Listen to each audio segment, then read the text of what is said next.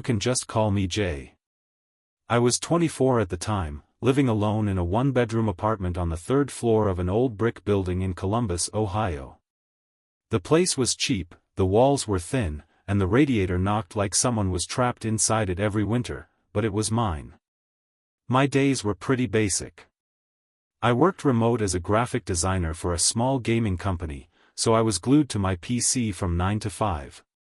After work I'd eat something frozen, hop into Discord with the boys, and play whatever shooter or MMO we were grinding that week.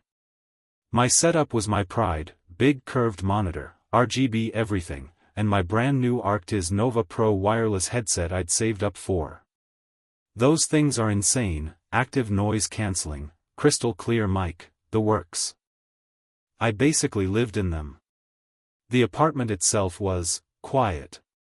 Too quiet sometimes. The hallway outside had this faded brown carpet that swallowed footsteps, so you never really heard neighbors coming or going. My bedroom window faced a courtyard nobody used, just cracked concrete and a single dead tree that never dropped its leaves even in fall. At night the streetlights barely reached it, so it was always this black hole outside the glass. I never pulled the blinds all the way up because, honestly, staring into that courtyard after midnight gave me a weird pit in my stomach, like something was staring back. There were little things I'd noticed but always brushed off. Like how the front door deadbolt sometimes felt sticky, like it had been used when I knew I hadn't touched it. Or the way the air in the living room always smelled faintly of old cigarette smoke even though the building went non-smoking years before I moved in. My friends joked that I had a ghost that missed the 90s. I laughed it off. One thing that always bugged me, though, was the spare bedroom. The apartment was technically a two-bedroom, but the second room was tiny, more like a walk-in closet with a window. I used it as storage: boxes of old consoles, broken chairs, random junk. The door to that room never stayed fully closed. I'd push it shut, and an hour later it would be cracked open 2 or 3 inches. I blamed the warped frame or the building settling. Whatever. The night everything started was a Thursday in late October. It was cold, windy, rain tapping against the window like fingernails. I'd just finished a 12-hour design crunch, so I was wired and ready to unwind. The boys were already in the Discord voice channel screaming about the new Warzone map. I microwaved some pizza rolls, cracked a monster, and slid my headset on. That's when it happened, the first thing that actually made me stop chewing. I was adjusting the mic boom, doing that thing where you whisper, testing, testing, to check levels. My friends were laughing, talking over each other like always. But in my left ear, underneath their voices, super quiet, almost swallowed by the noise cancelling, I heard something else. It sounded like a woman clearing her throat. Not in the call. Not outside the window. Inside the headset. Like someone was standing right behind me and leaned into the mic for half a second. I froze. The guys didn't hear it, they were still yelling about spawn points. I pulled the headset off, looked over my shoulder. Living room empty. Kitchen light flickering the way it always does. Spare bedroom door open exactly 2 inches, same as always. I laughed at myself, shook it off, told the chat I thought my cat walked across the keyboard or something. I don't even have a cat. I put the headset back on, thumbed the mic mute button a couple times to be sure, and kept playing. But the whole night, every time it got quiet in the call, I kept my hand hovering near the mute button, because I swear the headset felt warmer than usual against my ear. And when I finally alt-tabbed to check the Discord overlay at 3 a.m., the little green volume bar for my microphone jumped, just once, like someone had breathed into it. I was the only person in the apartment. The next few days I tried to act normal. I told myself it was a firmware glitch, electrical interference, maybe the neighbor's baby monitor bleeding into the 2.4 GHz band. I even updated the headset drivers and ran the SteelSeries app diagnostics. Everything came back green. Perfect signal, no errors. But I stopped wearing the headset when I wasn't gaming. Friday night we were all in a private lobby again. 6 of us, headsets on, trash-talking. Around 1:47 a.m. the game went into a quiet loading screen. Everyone shut up for once.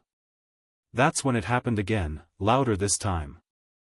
A woman's voice, calm, almost polite, right in my left ear. "Can you hear me now?" I ripped the cans off so fast they hit the desk and spun.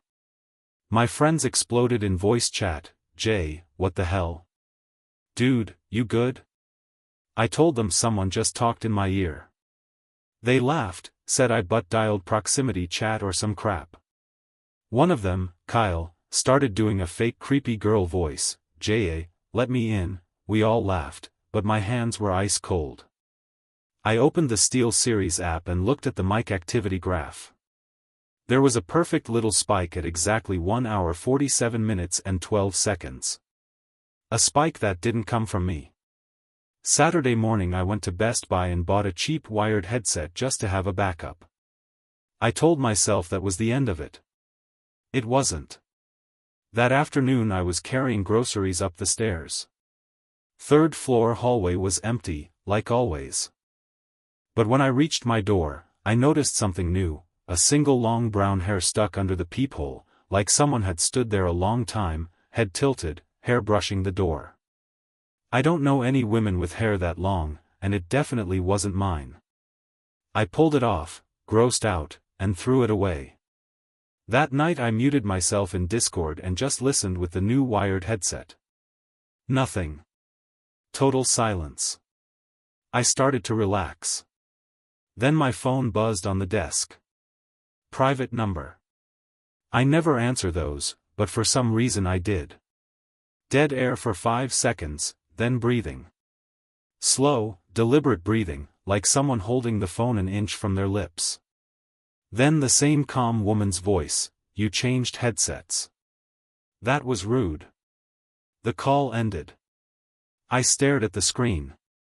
Call duration, 11 seconds. I immediately dialed Kyle on Discord video. Showed him the call log. He watched me freak out in real time. He said it was probably a prank, maybe someone spoofed the number. He told me to change my Wi-Fi password and turn on 2-factor everywhere. I did all of it, hands shaking. Sunday I barely slept. Around 4 p.m. I heard footsteps in the hallway, slow, dragging, stopping right outside my door. I waited for a knock that never came. When I finally looked through the peephole 20 minutes later, the hallway was empty, but there was a faint wet handprint on the wall opposite my apartment. Like someone had pressed their palm there while leaning, waiting. I took a photo and sent it to the group chat. The guys said it looked like water from somebody's umbrella. I didn't go out for the rest of the day.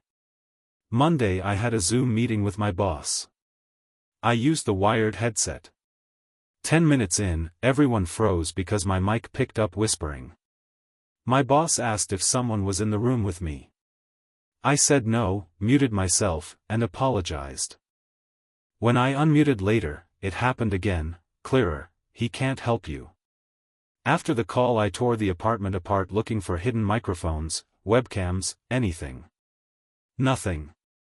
I even checked the smoke detectors. Clean. That night I decided I needed to hear it one more time, to prove I wasn't crazy. I put the Arctis Nova back on, left Discord muted, and just sat in the dark living room at 2 a.m. I turned the mic sensitivity all the way up and whispered, "If someone's really there, say something." Silence for almost 5 full minutes. Then, soft, like a kiss against my ear, "Check the spare room, Jay." My stomach dropped. Nobody in the call ever uses my real name. Only my mom and my boss do. I grabbed my phone flashlight and walked to the spare room door. It was open 6 inches now instead of the usual 2. The air coming out was freezing, way colder than the rest of the apartment. I pushed the door with my foot.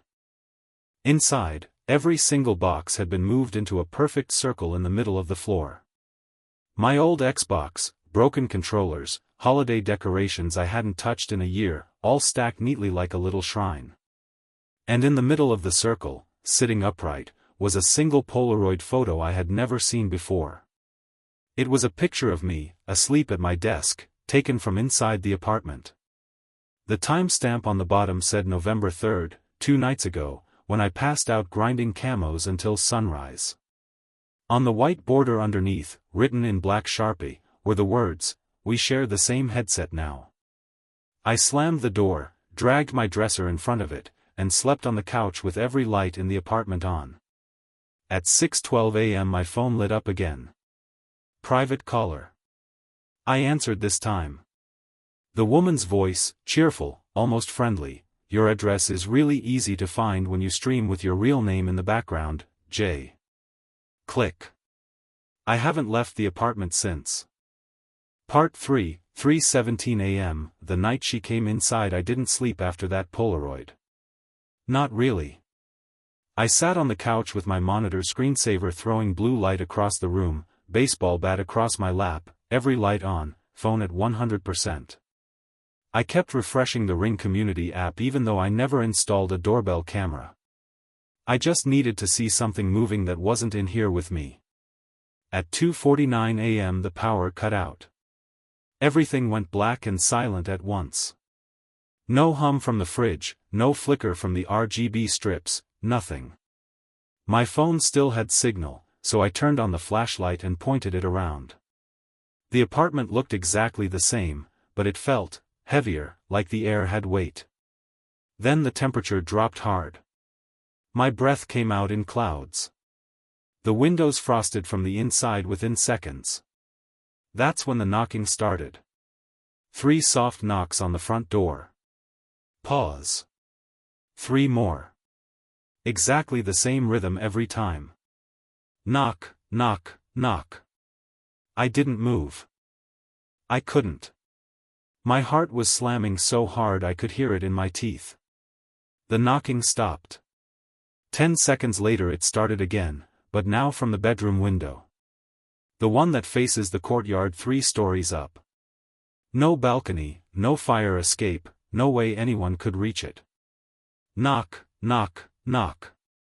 I forced myself off the couch, legs shaking, and crept to the bedroom door. The dresser was still pushed against the spare room door on the other side of the hall. Good. I stood in the bedroom doorway and aimed the phone light at the window. The frost on the glass was melting in slow streaks, like fingers dragging downward from the outside. Another 3 knocks, this time from inside the spare room. Right on the door the dresser was blocking. I whispered, "No," like an idiot. The knocking stopped everywhere. Then my headset, the Arctis Nova, sitting on the desk 10 feet away from me, lit up by itself. The little white LED on the ear cup started pulsing, slow, like a heartbeat. The power was still out. It shouldn't have battery left, I'd left it on all day yesterday. The left ear cup rotated on its own, very slowly, until the microphone was pointing straight at me. A red ring lit up around the mic recording. The woman's voice came through the headset speakers, loud enough that I heard it across the room even though I wasn't wearing it. "Open the spare room, Jay. I'm cold." I backed into the living room.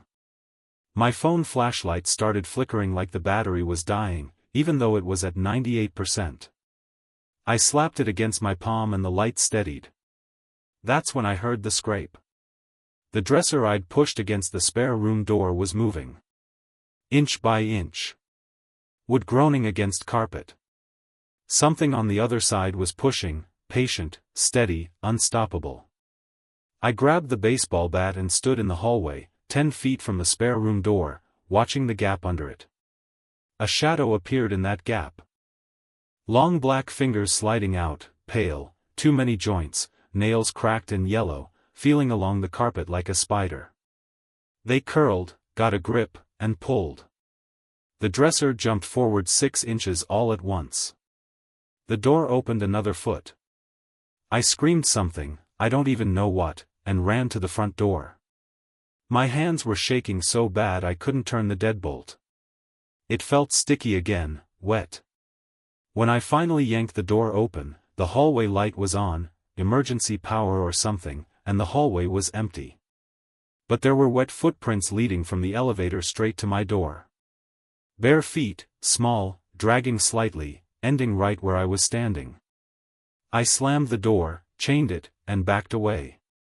Behind me, the spare room door creaked fully open. I spun around. The room was pitch black even with my flashlight pointed straight in. Like the light just stopped at the doorway. Then two pale hands slid around the doorframe from inside, gripping it, arms too long, elbows bending wrong. A face leaned out.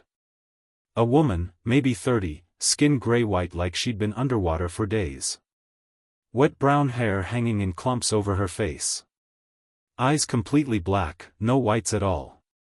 She smiled with too many teeth. She opened her mouth and the same calm voice came out, but now it was in the room with me, not in any headset. "Found you." I swung the bat as hard as I could. It went straight through her like smoke, but the impact made a wet sound and the smell of old cigarettes filled the hallway. She stepped fully out of the spare room. Bare feet not quite touching the floor. Hovering an inch above the carpet. I turned and ran for the front door again, unchained it, threw it open, and sprinted into the hallway.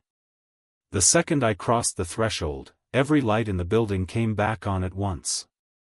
The power hummed. My phone flashlight stopped flickering. I looked back into my apartment. Empty. Front door still open. Spare room door closed like it had never moved. But my Arctis Nova headset was now hanging on the outside doorknob, dripping water onto the hallway carpet, even though it had been inside on the desk 30 seconds ago. I didn't go back in. I slept in my car in the parking garage with the doors locked and the bat on the passenger seat. At 5:58 a.m. I got a single text from a blocked number. A photo. It was me, asleep in the driver's seat, mouth open, taken from the back seat. Under the picture, just 3 words, "See you tonight." The next morning I called the police from the parking garage. 2 officers met me in the lobby. I told them everything, the headset, the voice, the Polaroid, the woman, the photo from my back seat. They listened, faces blank. When I showed them the apartment, it looked normal. The dresser was back in the bedroom where it belonged. Boxes were messy again, no circle. The spare room smelled like dust and old cardboard, nothing else. The wet footprints in the hallway. Gone. The headset on the doorknob? I had grabbed it in panic and it was now locked in my trunk. They ran my plates, checked my ID, and basically treated me like I had a breakdown. They wrote it up as suspicious activity/possible mental health episode. One of them quietly suggested I call a crisis line. I just nodded and left. I called my boss from a Starbucks and quit on the spot. Told him I had a family emergency. He was cool about it. Remote work means you can disappear easy. I blocked the Discord group for a month. Kyle kept texting, "Dude, where are you?" until I finally told him I needed space. He stopped after that. I drove straight to my parents' house 3 hours away, threw everything I owned into their garage, and slept in my childhood bedroom for 6 weeks. I told them I got burned out and needed a reset. They bought it. Eventually I rented a new place, 2nd floor, brand new building, keycard entry, cameras everywhere, bright white hallways that echo. No courtyards, no spare rooms, no carpet that swallows sound. I threw the Arctis Nova in a dumpster on the highway. Bought cheap earbuds that don't even have a microphone. I changed everything. New phone number, new email, new gamer tags. I deleted every old Reddit account, every Twitch VOD, every clip where my real name might have flashed on screen. I stopped streaming completely. I only play single-player games now, volume low, lights on, door triple locked. I flinch at every private call. I check the back seat every single time I get in the car. When I walk into a room I still do that thing where I look at the corners first, like she could be standing in plain sight and I just wouldn't see her until she wanted me to. Some nights I wake up at exactly 3:17 a.m. and the air smells faintly of wet cigarettes. Last week was the worst. I was at my new job, in an office this time, because working from home alone started feeling dangerous. I was in the bathroom washing my hands. The motion sensor lights take 2 seconds to turn on, so the room was dark when I walked in. I looked up into the mirror as the lights flickered on. For half a second, before my reflection appeared, there was someone else standing behind me. Same gray skin, same wet hair over the face, same black eyes. The lights steadied. It was just me. I stumbled backward, heart exploding. When I looked again, nothing. I checked every stall. Empty. I told myself it was sleep deprivation. That night I got one new email. The address was random letters and numbers, sent to an account I haven't used in a year.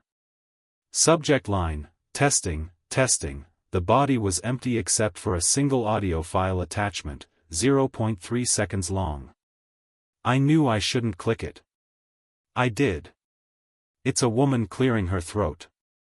Exactly the same sound from the very first night, the one that started everything. I reported it to Gmail, deleted the account, factory reset my phone, the whole thing.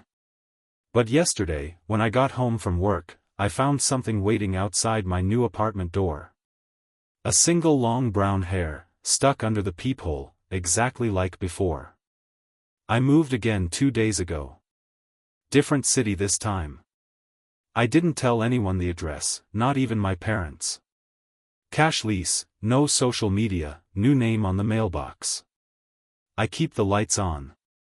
I don't own a headset anymore. Sometimes, when it's really quiet and I'm trying to fall asleep, I swear I feel the left side of my head get warm, like something invisible just slipped on. And every time I close my eyes I hear that calm, polite voice asking the same question she asked a year ago in the dark. Can you hear me now? So yeah, that's my story. I still don't know who she was. I still don't know how she got in. I still don't know why she chose me.